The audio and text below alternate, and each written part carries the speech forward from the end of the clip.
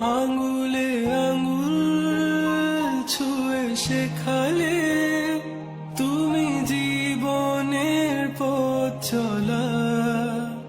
নিজে না খেয়ে তুমি খাওয়ালে, শেখালে কথা বলা।